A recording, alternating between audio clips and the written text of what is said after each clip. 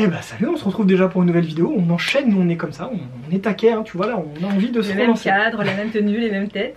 Là il s'est passé 15 secondes depuis la dernière vidéo qui était le débriefing de notre année de voyage. Bref, peu importe, on va vous parler de nos plus beaux moments et de nos pires moments, même si on n'a pas eu de moments tragiques, mais un peu les petites anecdotes croustillantes qu'on a pu avoir pendant cette année. Donc on est parti pour cette petite vidéo pleine d'anecdotes sympathiques. Alors, première anecdote, elle me concerne. Déjà, vous vous êtes souvent posé la question de quelle origine je suis. Je suis vietnamienne, voilà, c'est dit, mes deux parents sont vietnamiens, etc. Je suis née en France, bon bref. Sauf que, d'après les Asiatiques que nous avons croisés, je suis tout sauf une vietnamienne. Alors, c'est vrai qu'au quotidien, on me dit aussi que je peux faire métisser. Première chose qu'on m'a dit quand je suis arrivée en Thaïlande, c'était quoi déjà? Est-ce que tu es chinoise? Ah, t'es chinoise toi? Ah oui, t'as l'air d'une chinoise, machin, non. Je fais non, je suis pas chinoise. Ah, donc t'es thaïlandaise alors? Non, je ne suis pas thaïlandaise. Je fais pas du tout coréenne ni japonaise non plus. Je suis laotienne, cambodgienne, je suis tous les pays, mais jamais vietnamienne. Pareil. Indonésie, ouais, pareil. Même au Vietnam même, alors, bon, je parle vietnamien, mais il y a même certains qui me posent la question si j'étais vietnamienne, quoi. Enfin, c'est vrai que c'était assez drôle. Joe, de côté, à chaque fois, il était mort de rire. Mais c'est surtout que c'est vraiment, c'est pas juste les gens qui étaient curieux qui posaient une question qui avaient un doute, c'est-à-dire que des fois, quand on allait à un comptoir se renseigner, les gens lui parlaient dans la langue. En mode, c'est sûr que c'est une locale, tu vois, elle est avec un touriste ou avec son mec, voilà. Mais c'était en mode, c'était sûr, quoi. Et ça a fait ça dans quasiment tous les pays d'Asie. Un peu moins Japon-Corée quand même. Oui, parce que ça se voit. Parce que même en termes de maquillage et tout, ça se voit que tu te maquilles pas comme les gens là-bas. Mais par contre, tout ce qui était Vietnam, Thaïlande, Hong Kong, même Taïwan un petit peu, et l'Indonésie, tu as le droit à chaque fois. Ouais, c'était assez drôle. Hein. C'était assez drôle parce qu'en plus, je fais pas asiatique typé de base. C'est l'asiatique qui se maquille beaucoup, qui est tatoué, qui est percé, qui est en short, qui est avec un blanc. Bon, même si on voit beaucoup d'asiates avec des blancs, mais voilà, c'est vrai que ça a intrigué. Au nord du Vietnam, ça a été quelque chose. Déjà, j'ai un accent qui est très francisé. J'ai pas un très bon vietnamien grammaticalement. Et quand on est arrivé dans le nord, ça a été un truc de fou. C'est de vrai Joe le blanc qui intrigue les locaux, mais c'était moi. C'était moi qui intriguais, les gens ils arrêtaient pas de me dévisager. Alors ça c'est un truc très asiatique, hein, j'aime pas du tout. Voilà, eux c'est pas mal intentionné, mais c'est vrai qu'ils sont très curieux, du coup ils te fixent vraiment de haut en bas. Et c'est vrai que pour nous occidentaux ça peut être un peu bizarre, chez nous c'est mal poli de faire ça, mais voilà. Genre quand on était à Gang dans le bus, c'était un bus de nuit, il y a une meuf, elle est sortie du bus, je pense qu'elle devait avoir une minerve, elle a dû avoir un torticolite tellement elle a passé les 5 heures de bus retourner pour la regarder. C'était un truc de comme si je sais pas, d'un coup j'allais me transformer en je sais pas quoi, parce que je sais pas, ils étaient intrigués. Ah mais donc t'es né en France, mais tu parles vietnamien, mais t'as un accent ni du nord ni du sud, t'es avec un blanc, mais vous êtes mariés. Ouais, c'est vrai que c'était très drôle à justifier à chaque fois. Parmi les choses positives de cette année, très positive, une grosse partie se concentre sur les rencontres qu'on a pu faire pendant l'année, parce que les rencontres c'est une grosse partie qui t'enrichit pendant le voyage, parce que voir des paysages, tout ça c'est très sympa, c'est même une grosse partie du voyage, mais je pense que les rencontres que tu fais, c'est ce qu'il y a encore de plus exceptionnel. Déjà il y a les rencontres qu'on a faites un peu de manière au hasard, des gens qu'on connaissait pas et avec qui on a un peu copiné, etc. Par exemple au Vietnam, sur le dernier jour du road trip, on a rencontré un couple de Croates, donc c'était Meslav et Vierna je crois qu'il s'appelait, ils parlaient très bien anglais. Et en fait, je sais pas si vous avez suivi la vidéo de la Hagyang Loop, la plupart des gens faisaient la loop dans un certain sens et nous on était quasiment les seuls à le faire dans l'autre sens. Et du coup ce couple aussi. Ouais. Et ce qui était rigolo, c'est qu'on était dans le même hébergement la première nuit, mais on ne s'était pas vu parce que c'était un gros groupe. Voilà. Et donc on s'est retrouvés. En fait, la dernière nuit, on l'a passé dans un village d'une ethnie du Vietnam. Et donc, du coup, c'était vraiment dans la pampa. Fallait faire 30 minutes de route dans la terre et tout. Et donc, on retrouve ce couple là-bas, on discute un petit peu. On passe la soirée avec eux, très sympa. Et en fait, le lendemain, soit on pouvait tracer directement à la ville et c'était fini. Soit sur notre carte, on avait un chemin qui était indiqué comme sympa. Mais on savait pas trop. Et je leur dis, bah si vous voulez, on prend ce chemin ensemble. C'est parti quoi. Et aussi, ils voulaient pas rentrer si tôt en ville, donc on s'est dit. Ouais, il y avait que peut-être 2 heures de route. Il y avait 2 heures, donc si tu partais à 10 h, ça nous faisait arriver à même pas midi, voilà quoi. Donc du coup on s'est embarqué dans ce chemin ensemble et au début c'était hyper sympa, c'était des routes, des beaux paysages, puis après la route c'est devenu une route de terre, mais c'était toujours très sympa, puis après c'est devenu une route de gadou, mais c'était toujours comme après ça, puis au bout d'un moment c'est devenu que de la gadoue. Il y a des cailloux énormes, enfin vous l'avez vu dans la vidéo ou alors allez la voir. Excellent. On l'a aussi bien vécu, on a autant rigolé parce que je pense qu'on était avec un autre couple, même si je pense qu'à deux ça aurait été aussi ok parce que nous on n'est pas du style non plus à paniquer. Ouais mais on aurait peut-être fait demi-tour quand même. Oui voilà. Et eux ça aurait été pareil je pense et ça a été génial de discuter avec eux, de découvrir des gens d'un pays qu'on ne croise pas souvent. La Croatie c'est vrai que c'est pas un pays... Puis ils étaient trop sympas. Ouais. Trop sympa. Et bon ils nous ont donné leurs coordonnées et tout. On est les bienvenus à Zagreb un jour si on veut aller les voir. Bienvenus. Bien sûr, je pense qu'on ira un jour. Et ouais, c'est vrai que c'était très très drôle. D'autres personnes comme ça qu'on a rencontrées, bah, c'était un peu surtout les espèces de journées tour avec les agences, tu sais, ouais. Quand tu es sur un bateau dans un car et c'est des gens que tu rencontres pour la journée, c'est vraiment super sympa, même si c'est des gens que tu reverras pas, c'est super sympa de rencontrer ce genre de personnes. Puis de découvrir leurs histoires aussi, ouais, parce que tout le monde a sa petite histoire, pourquoi ils en voyagent, en Thaïlande par exemple sur les îles Koh Phi Phi, le bateau sur lequel on était, donc il y avait une meuf, elle était d'Argentine je crois, et elle était toute seule à voyager, il y avait un couple de... Qui faisait 6 mois de voyage. Un couple anglais. Anglais écossais, ouais, le gars il était écossais, on comprenait tout à ce qu'il disait.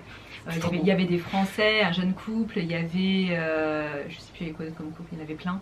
Et c'était très sympa de discuter avec eux, tu vis vraiment l'expérience de manière différente. Plutôt que d'être tout seul, toi avec ton mec ou ton pote, c'est vrai que de rencontrer deux personnes c'est bien. Ça c'est des rencontres faciles en plus. Ouais, et puis en Indonésie pareil, l'espèce de tour qu'on a fait là pendant les 3 jours sur les volcans. Les volcans, qui était d'ailleurs sympa mais à la fois un peu... Très fatigant. Très fatigant, donc c'était super. Donc c'est vrai que ce genre de rencontre c'est génial. Et après par exemple, c'est des rencontres des fois qui sont très très éphémères mais qui n'empêchent pas de te redonner espoir en l'humain.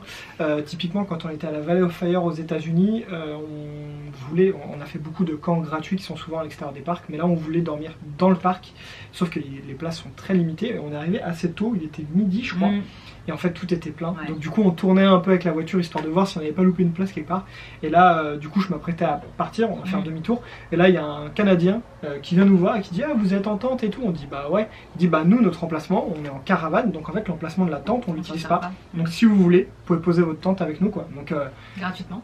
Ouais, bah nous on a proposé de payer, bon après c'était dérisoire, la nuit était à 10 $, ou un truc comme ça, mais eux ils ont refusé, donc du coup effectivement on a pu loger gratuitement. Et en plus déjà ils t'ont sauvé ton séjour, parce que sinon on aurait dû faire 30 ou 40 km à l'extérieur du parc pour pouvoir trouver un endroit où se poser. Et puis du coup bah, on a passé un petit peu de temps avec eux, donc c'était deux mecs qui voyageaient ensemble, retraités. Et du coup en fait ils font des road trips ensemble à travers le Canada, les États-Unis. Et c'était hyper sympa. Le soir on se fait à manger, ils se font à manger, on discute un peu, puis au final ils viennent nous voir avec leur salade César. Eh on en a fait beaucoup trop, tenez mangez. Bah non mais c'est bon, ouais si mangez quand même hein. Bon d'accord, et c'était hyper sympa. Donc voilà, c'est ce genre de petites rencontres, on sait qu'on reverra probablement jamais ces gens. Mais voilà, quand tu vois ce genre de gestes et tout, bah après ça donne aussi envie de rendre l'appareil quand toi tu rencontres des gens. Tu rencontres des gens et tu peux offrir cette possibilité d'arranger le voyage des gens ou quoi que ce soit. Donc voilà, très agréable. Donc voilà, ça c'était vraiment les rencontres un peu au hasard, pas prévues qu'on a fait et qui nous ont remarqué. Il y a d'autres types de rencontres et des rencontres un peu plus prévues, planifiées. C'est des abonnés, notamment des abonnés de Joe, de sa chaîne de course, qui nous avaient déjà contactés avant le voyage, parce que nous on avait annoncé qu'on allait voyager, etc.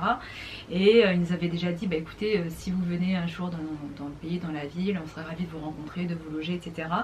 Donc bah du coup on les a pris au mot, hein, voilà. On les a contactés. Nous on refuse une fois, puis si tu nous dis que t'es sûr, on est là, on débarque. Mais au-delà de l'aspect financier, même si ça a été quand même un gros point positif et que ça nous a bien aidé, c'est, comme on l'avait déjà dit, de rencontrer des gens, des locaux qui te font partager leur vie, qui te donnent des conseils, des endroits à visiter, etc.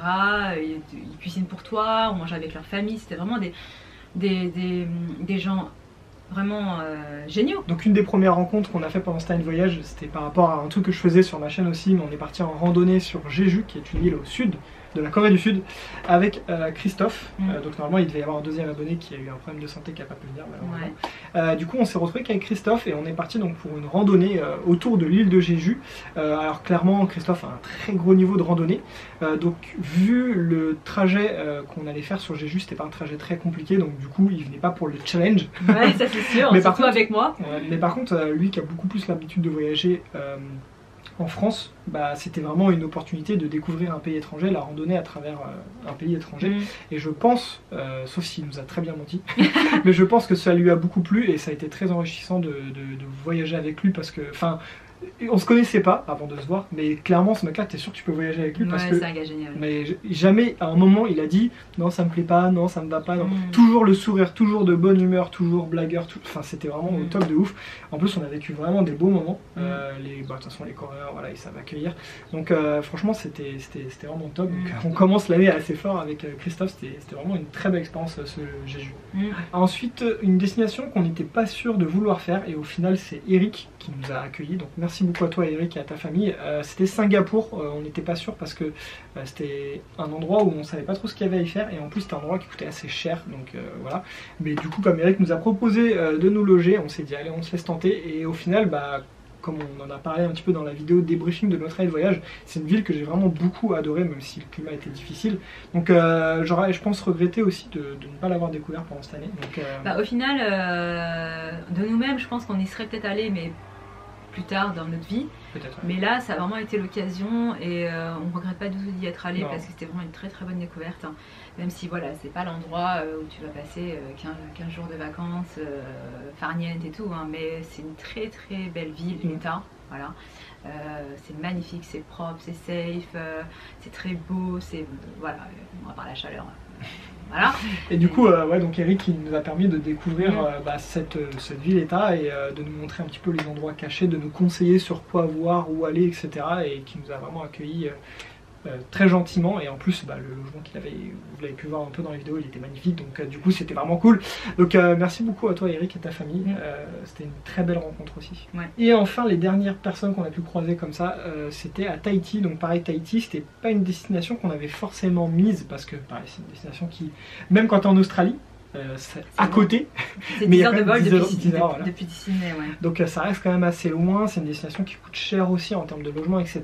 Et du coup Sylvain qui nous a généreusement proposé de nous loger, du coup on s'est dit que c'était vraiment la chance d'une vie et donc on a accepté. Et franchement aucun regret du tout parce que Tahiti ça a été une superbe expérience. Donc un grand merci à Sylvain, à Yvon et à Mathieu et à leur famille bien évidemment qui nous ont accueillis, qui nous ont vraiment régalé de ouf parce que si on était venu par nous-mêmes vraiment on aurait vu 10% de ce qu'on a fait avec eux. Encore plus pour moi parce que vu qu'il y a le côté sportif avec eux, ils m'ont fait découvrir les montagnes, je suis monté en haut du sommet du mont Aoré qui était juste exceptionnel, donc de ce point de vue là juste un énorme merci à eux parce que c'était vraiment incroyable quoi. Donc bien sûr vous êtes les bienvenus en France tous et on vous accueillera et on vous fera visiter, enfin même si vous connaissez déjà on s'en fout, on se fera un truc. Ensuite les rencontres, enfin c'est pas vraiment des rencontres parce que c'est des gens qu'on connaissait déjà mais qu'on a pu revoir pendant cette année parce que partir comme ça pendant un an, c'est vrai que tu vas te dire que pendant un an tu reverras pas ta famille, tes amis. Bon, soit pour nous c'est pas un gros souci, mais c'est vrai que de revoir certaines personnes ça a été vraiment génial. Ça te fait revenir un peu à la réalité, puis c'est des gens que tu vois pas forcément hyper souvent. Par exemple Laurent et Eric, voilà donc Laurent Cassia si vous connaissez pas, qui vit en Corée, qu'on essaye de revoir régulièrement quand on peut, hein, voilà au moins une fois par an j'ai l'impression qu'on le revoit quand même. Quasiment. Voilà donc évidemment à chaque fois qu'on repart en Corée on va le voir, c'était super de le revoir. Bon à ce moment là il était en voyage abonné donc on l'a pas vu tant que ça. Voilà, mais c'était vraiment très très sympa de le voir, surtout en mode travail. Et Rick qui habite maintenant à Taïwan. C'est lui qui nous a convaincus de venir voir Taïwan, parce qu'à la base, je crois même pas que c'était dans ma tête de me dire Taïwan, est-ce que c'est sympa, tu vois, j'y avais même pas pensé. Et au final, il nous a dit vous allez voir Taïwan, c'est trop bien et tout. Et on y a franchement été les yeux fermés parce qu'on connaissait pas. Et pas du tout. On s'est dit allez, vas-y, on lui fait confiance. C'est vrai que c'est pas une destination très très prisée. Pourtant, c'est vraiment très très bien. Ça vaut vraiment le coup. Et donc du coup, on s'est retrouvé avec lui à Taipei. Il nous a fait découvrir un peu la ville. Il nous a beaucoup aidé aussi à organiser notre road trip dans Taïwan en train et en bus. Donc ça, c'était vraiment très très cool. Donc merci beaucoup beaucoup à Rick et à Laurent d'avoir partagé un peu de moments avec nous pendant cette année, c'était vraiment très cool et des belles découvertes. Et donc pendant cette année de voyage, il y a des voyages qui sont organisés avec des amis qui n'étaient pas prévus à la base, mais qui se sont greffés. Donc typiquement François et Marine que vous avez vu en Corée, donc c'est des amis, enfin François je le connais depuis le collège je crois, donc on se connaît depuis des années, mais on n'est jamais partis en vacances ensemble, et au final tu vois, ça c'est un genre de truc que je regrette de ne pas avoir fait plus tôt dans ma vie, bordel quoi. Franchement c'était juste génial, c'est leur premier pays d'Asie, donc ils étaient un petit peu stressés à l'idée de voir comment ça allait se passer et tout, et je pense que ça les a beaucoup rassurés que nous on voyage un peu et qu'on connaissait un peu le pays.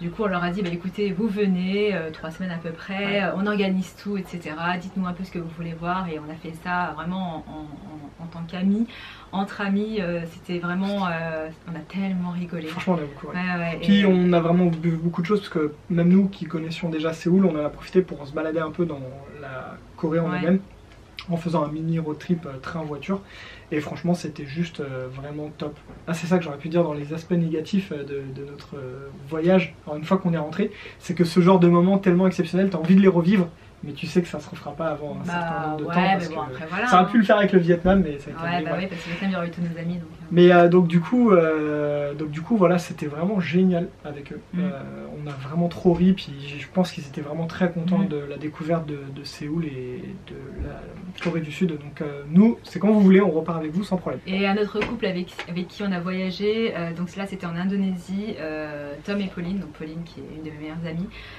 Eux c'était déjà prévu qu'ils partent en voyage, et donc on s'était dit voilà, bah écoute, vu on est quelque part sur la planète en 2019, ce serait bien qu'on puisse se croiser.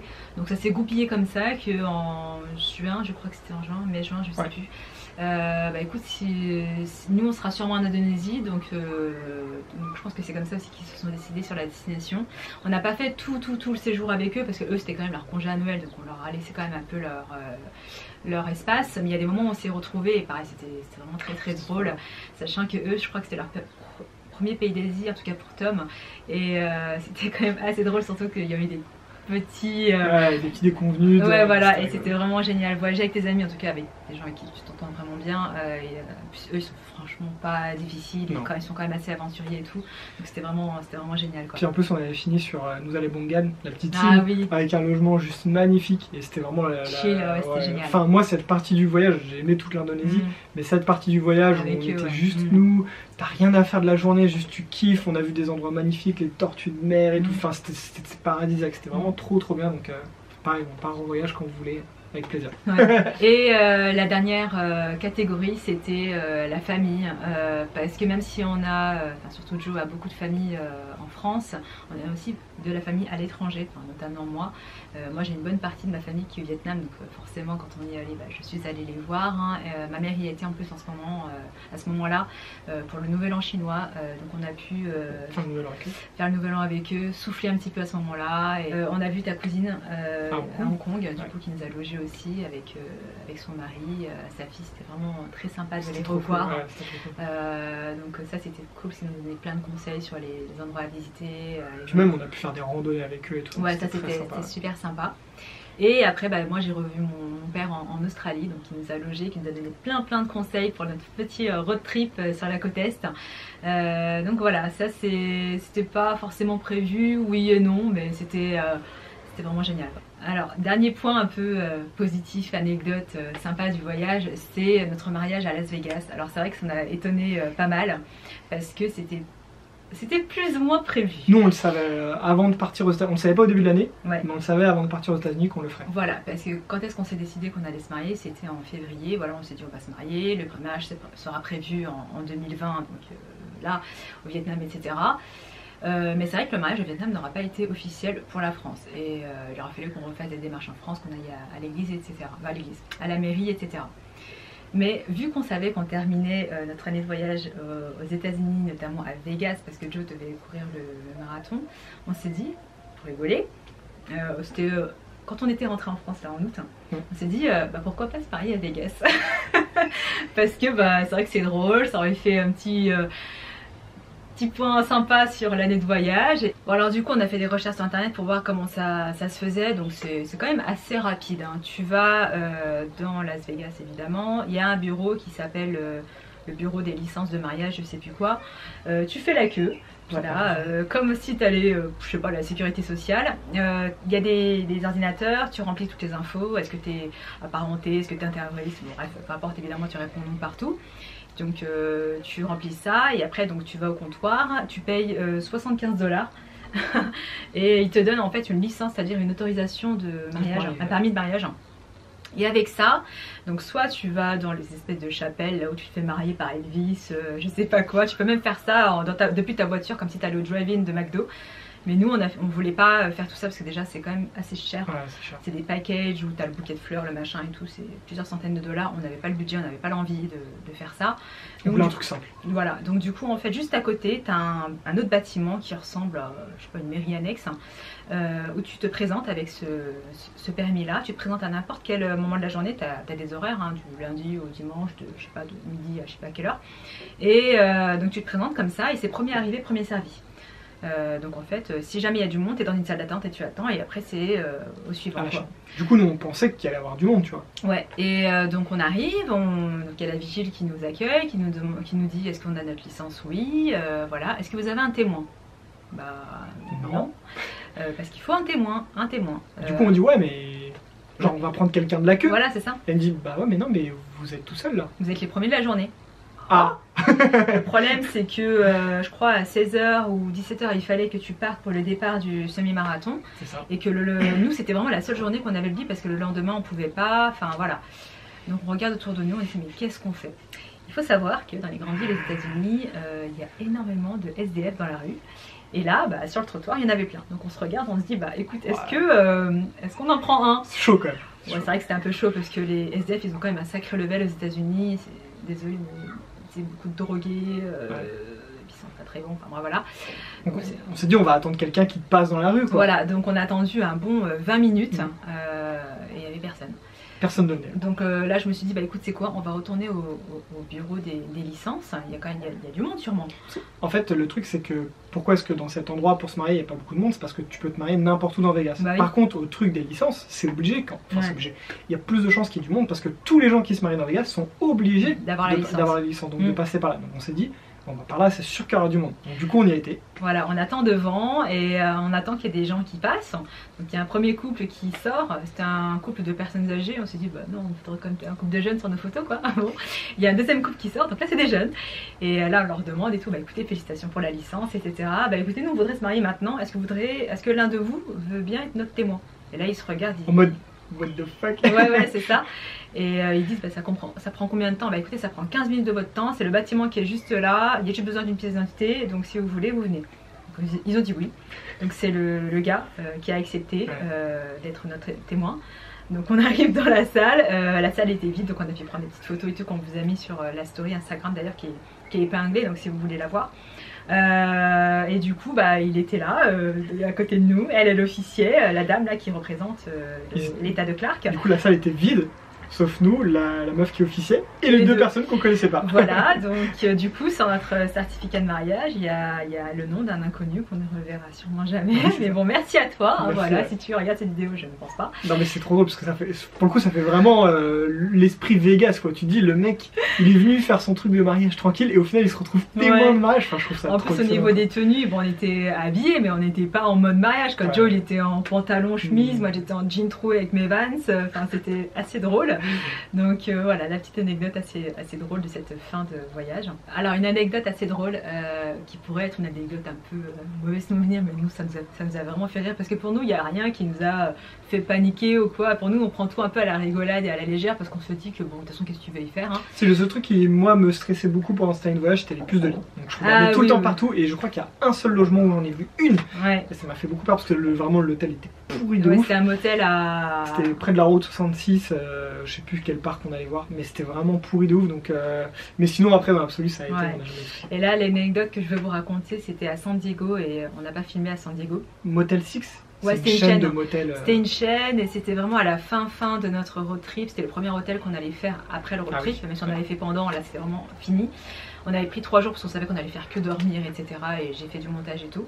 Et il y a une nuit, il était, je sais pas, 21h, 22h. on entend toquer super fort à la porte. Au début j'ai cru que c'était notre porte tellement c'était fort, parce que c'était très très mal à sonoriser. Ouais. C'était juste à côté en fait. Et en fait il y avait une espèce de fenêtre près de la porte, donc Joe ouvre le rideau et il regarde et il dit mais attends c'est bizarre, il y a la police et il y a des membres du personnel de l'hôtel. Et là on entend ouvrez la porte, San Diego PD, open the door, ouvrez la porte et tout.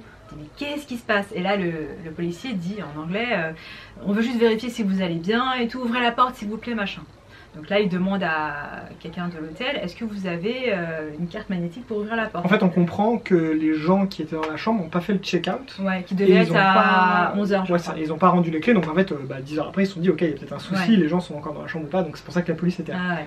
Donc il y a quelqu'un du personnel de l'hôtel qui revient, qui ouvre la porte, donc là on entend que la porte s'ouvre et avec Joe on était en fait on était face à face, l'oreille, on se regardait et on écoutait ce qui se passait vraiment.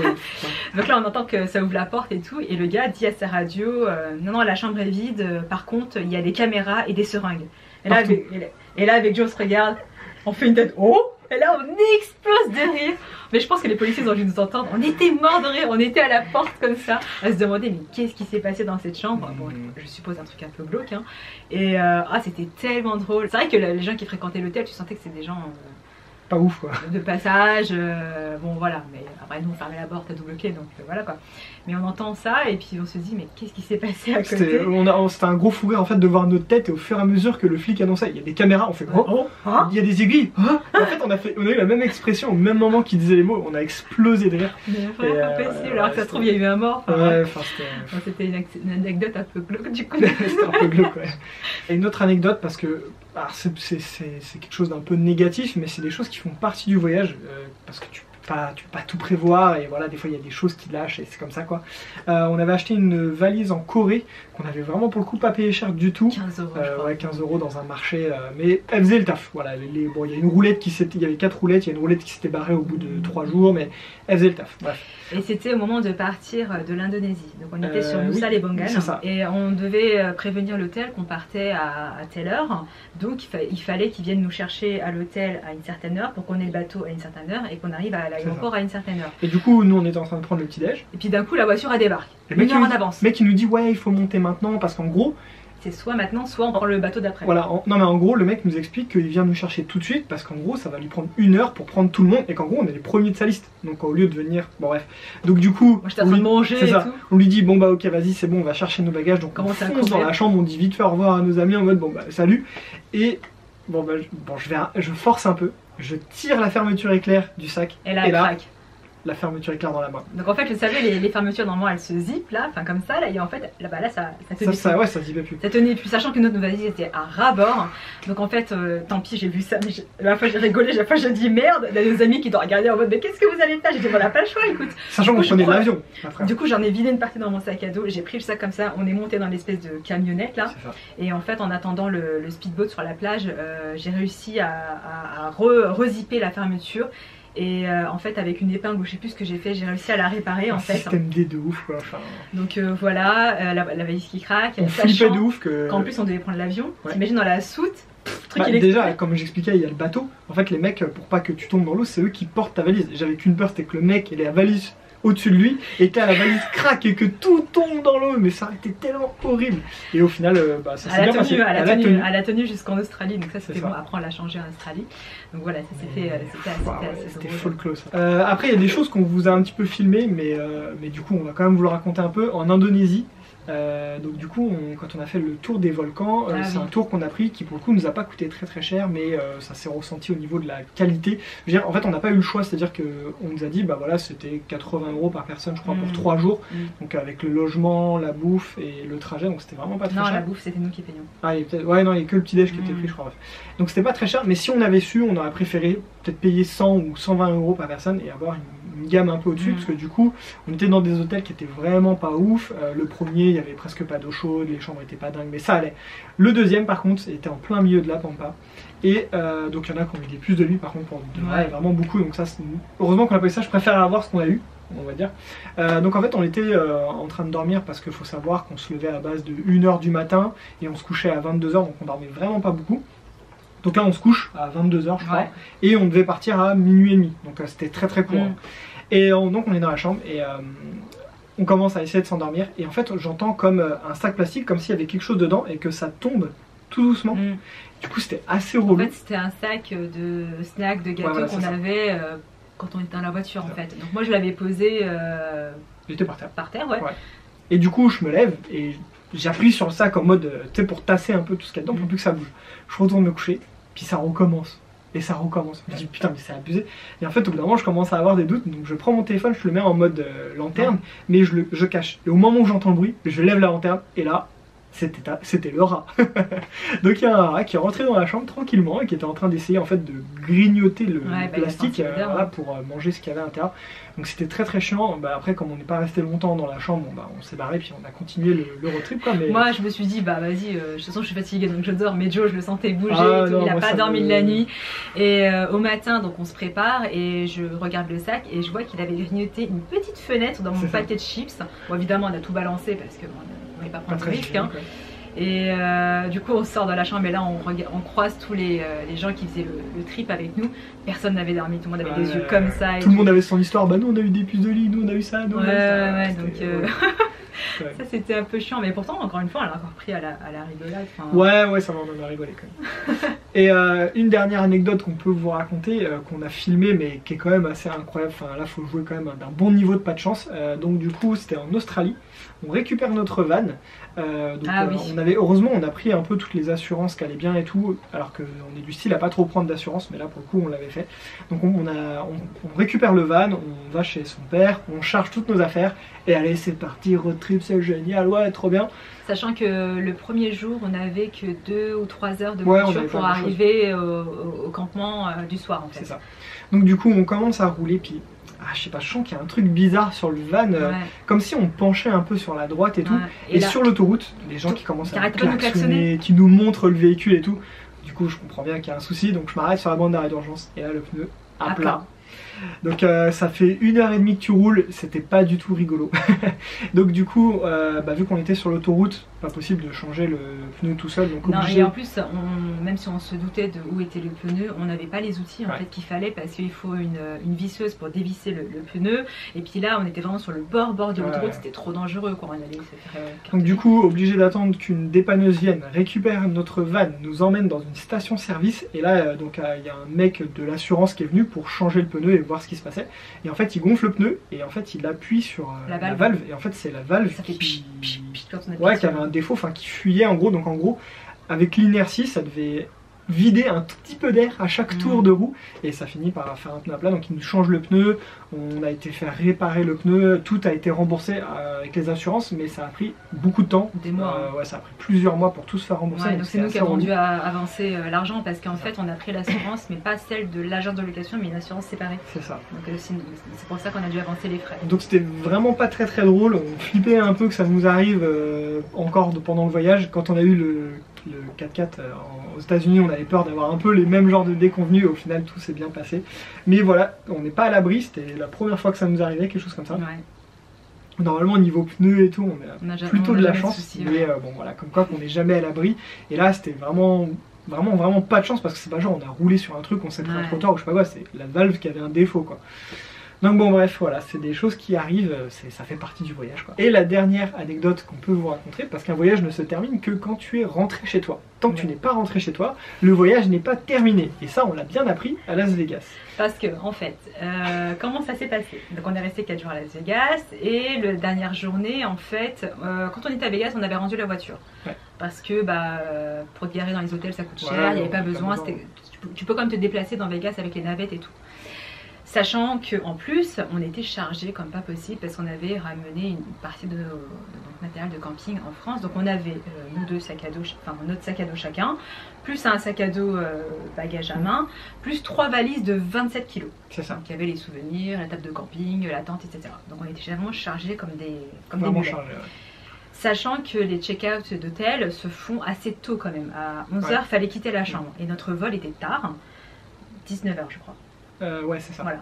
Donc on s'est dit, de toute façon, qu'est-ce qu'on peut faire à part attendre à l'aéroport? Rien. En vrai, on aurait pu déposer nos bagages à la conciergerie et après aller se balader, mais sachant qu'on arrive à la fin du voyage, on n'avait plus trop de thunes, on était hyper fatigué, on savait pas, parce que Vegas, le strip c'est quand même hyper grand, donc sachant que les jours d'avant on avait déjà beaucoup marché pour visiter tout, on n'avait pas le courage, on s'est dit vas-y tant pis, on va à l'aéroport et on fait rien pendant 8 heures, tant pis c'est pas grave. Donc on arrive à l'aéroport un peu avant midi, on déjeune, on se pose, on se trouve un endroit pour se poser, heureusement on avait nos téléphones etc, on attend le moment. Ouais, juste un petit truc à dire, les chariots aux États-Unis ça coûte 5 $ pour les emprunter, mais ça coûte 5 $ en fait, c'est-à-dire que c'est pas une caution. Voilà, c'est pas une caution, ils vous rendent 50 centimes je crois quand vous remettez le chariot, mais c'est tout. Donc nous on pensait que c'était 5 $ de caution et qu'on les récupérait, non pas du tout, on a pris 2 chariots, ça nous a coûté 10 $, on avait grave le mort, vous faites pas avoir.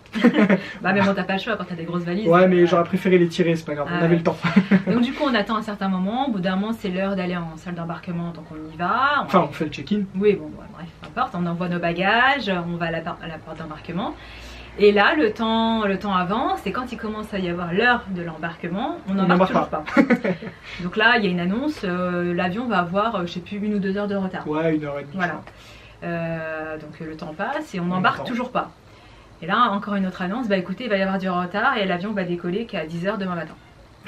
En fait, en gros, ils nous ont expliqué qu'il y a eu un souci sur l'avion qui fait qu'ils ont eu un peu de retard. Et en fait, le fait d'attendre, ça a fait dépasser un quota horaire du personnel de l'avion. J'ai pas les détails, mais en gros ça. Et du coup, ils pouvaient plus prendre le vol. Du coup, eux, ils étaient mis au repos. Et fatalement, si on n'a pas de personnel navigant, et ben nous, on peut pas prendre l'avion. C'est pour ça qu'on décollait que le lendemain à 10 h. Donc, on se dit, mais qu'est-ce qu'on fait et tout. Et en fait, ils nous annoncent que les gens qui veulent prendre l'avion le lendemain, et pas un avion plus tard dans la soirée, seraient pris en charge par la compagnie. C'est ça. Donc en fait, il fallait qu'on récupère nos bagages. Donc vous imaginez, on a dû récupérer nos 3 valises de 27 kg, on les a portées, il y a des gens qui nous ont aidés à commencer à craquer et tout. Les gens nous regardaient, mais c'est quoi parce que les bagages c'était des sacs, mais celui où il y avait la table et tout, c'était emballé dans une bâche bleue, les gens nous regardaient en mode, mais qu'est-ce que vous transportez là? L'horreur quoi, donc on a dû les récupérer, on transpirait et tout, j'étais fatiguée. Et heureusement, donc ils nous ont payé la chambre d'hôtel et ils nous ont donné des coupons repas. Par contre, ça c'est un truc à dire, c'est que donc, la compagnie qu'on a prise s'appelle Level.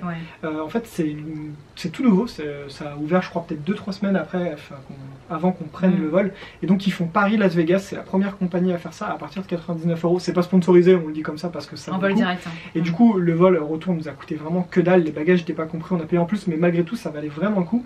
Et je pense qu'ils ont du coup mis le paquet sur la prise en charge parce qu'ils venaient d'ouvrir et qu'il fallait donner une bonne image. Donc pour le coup c'était vraiment bien fait, il y a des cars qui sont venus nous chercher, ils nous ont déposé à l'hôtel, les coupons, le lendemain c'est tout pareil, enfin pour le coup on a quand même été vraiment bien pris en charge. Même au niveau des coupons, les sommes qu'ils nous ont données, pour les restaurants, c'était vraiment pas du foutage de gueule, c'était 30 $ par personne le soir pour le repas, je crois. Et le matin, je crois que c'était 10 $ chacun pour le petit déj. Non, je crois que c'était 20 $ même. Au niveau des coupons, donc, comme on l'a dit, franchement, ils se sont pas moqués de nous sur les valeurs, au point que le petit déj, donc c'était 20 $ par personne. On n'a pas pu tout dépenser, enfin, ça aurait été du gâchis de dépenser 40 $ pour un petit déj.